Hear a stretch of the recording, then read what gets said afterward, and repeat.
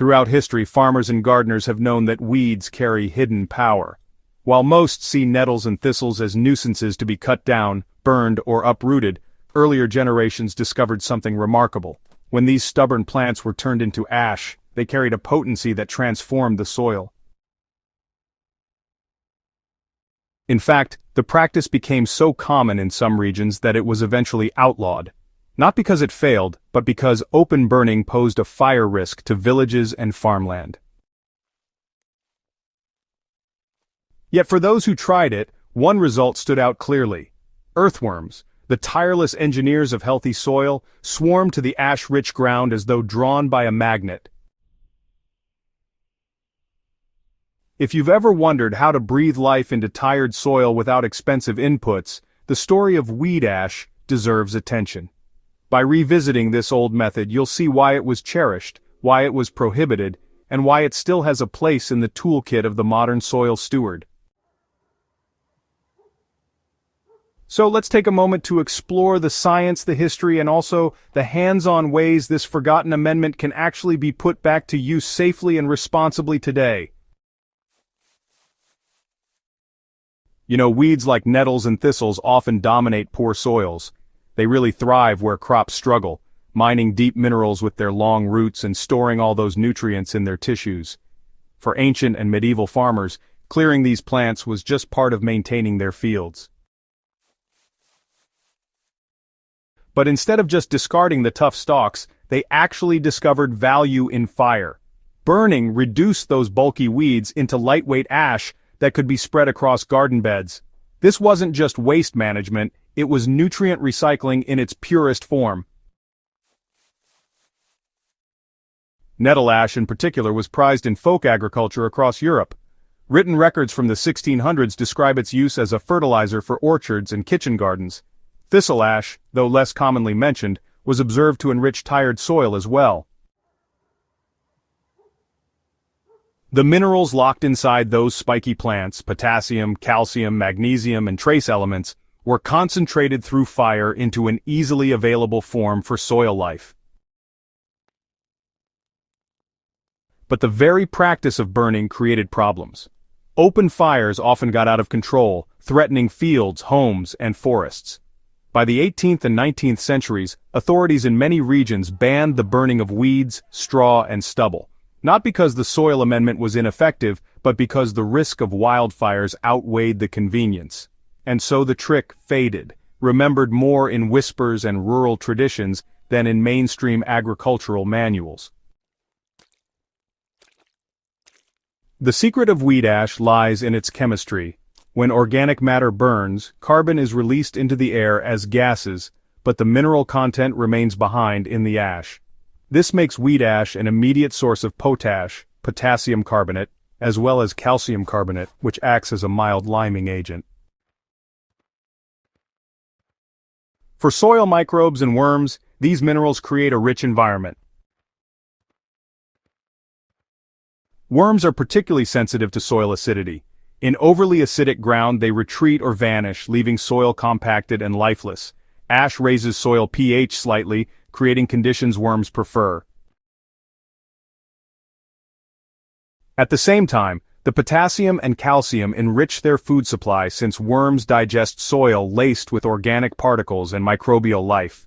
In a sense, ash acts as a signal of fertile ground and worms respond by moving in.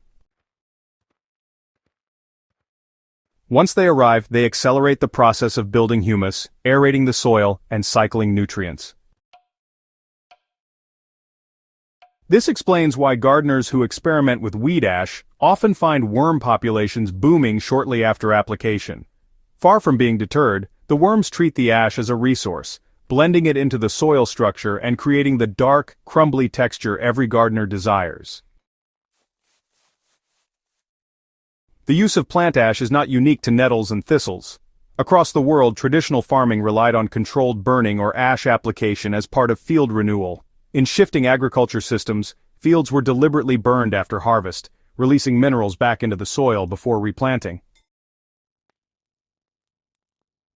In Japan, kudzu ash was used historically as a fertilizer. In parts of Africa, slash-and-burn agriculture followed similar principles.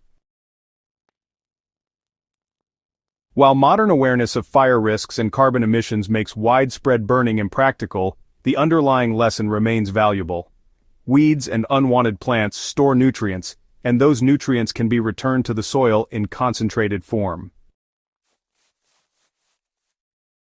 What really sets nettles and thistles apart is their ability to, mine nutrients from really poor soils. Nettles, in particular, are known for their high silica, iron, and calcium content. Burning these plants concentrates those minerals into ash, giving depleted soil a boost that, honestly, chemical fertilizers often overlook. This is why the worms acting as nature's soil doctors respond so enthusiastically. They can sense the mineral wealth that has been unlocked. For modern gardeners, open burning is rarely an option, and for good reason. Fire bans and local laws make it unsafe and, often illegal. However, that doesn't mean weed ash is totally off the table. With small, controlled methods, you can still tap into this ancient trick responsibly.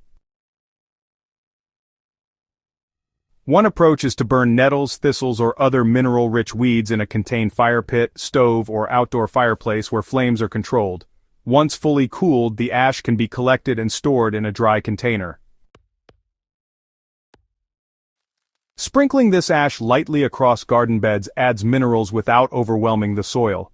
Worms, attracted to the change in chemistry, will do the rest of the work, blending the ash into deeper layers. The key is moderation. Ash is highly alkaline and too much can disrupt soil balance. Historical accounts often mention light dustings rather than heavy applications. A thin scattering across beds, worked in with a rake or watered down, is enough to spark worm activity and soil revival. Another method is to mix the ash into compost piles where it balances acidity and contributes minerals that carry through to the finished humus. In this way, the benefits of weed ash are captured safely, without the risks associated with open burning in fields. When applied correctly, weed ash can create visible changes in soil within a single season.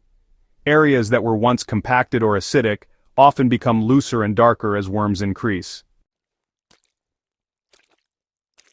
Plants respond with stronger growth, especially those that really need potassium for fruiting and flowering, like tomatoes, peppers, and root vegetables. The effect isn't just from the nutrients in the ash, but from the living systems it awakens. Worms, microbes, and fungi all respond to the mineral boost, creating a soil ecosystem that just keeps building on itself. This was the pattern seen historically.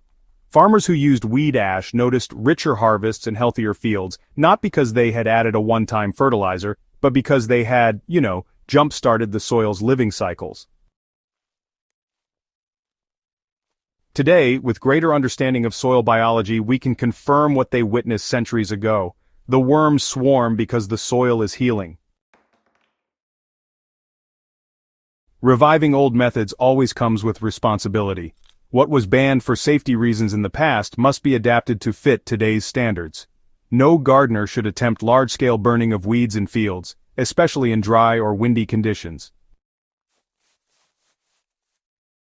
But on a small scale, with proper containment, the principle of weed ash can be used effectively. Even if burning isn't an option, nettles and thistles can still be harnessed in other ways. Compost teas, ferments, or direct composting all recycle their nutrients. Ash simply represents one of the fastest routes to making those nutrients available to soil life.